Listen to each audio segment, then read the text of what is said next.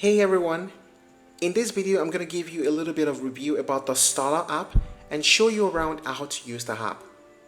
What is Starla really about? Starla claims to use the NASA data to read your soul, but is that really true? It positions itself as a kind of digital oracle, where it blends AI-powered insights with what it calls the real NASA data to give you daily reflections, compatibility readings, and dream interpretations, as well as soul guidance. But some have said it's more astrology meets self-help than a real NASA research tool.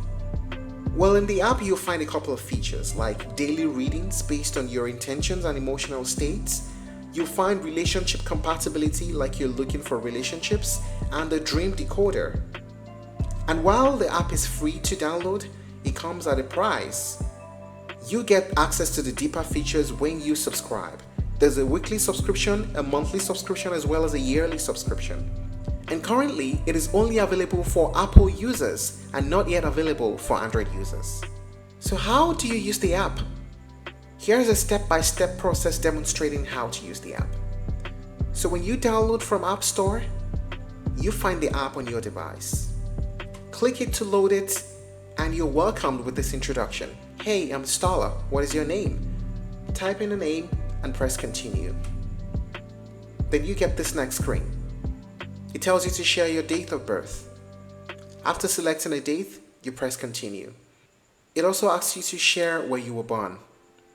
Type in a city and country and you'll be prompted to choose one from the list. It also asks you a funny question, a time you were born. Choose a time. Then it asks this survey question, how did you hear about us? So select anyone and continue. And then you get the screen where it calculates your zodiac sign. So for me, after calculating, it came up with this screen, Gemini. When you get the screen, you click on continue. And it asks you to leave a rating on App Store. Then it asks you this question. Can we gather anonymous data to better include self-growth into your day? With this, the app requests to track your data. A screen will definitely pop up when you click continue. Allow Starla to track your activity across other companies, apps, and websites.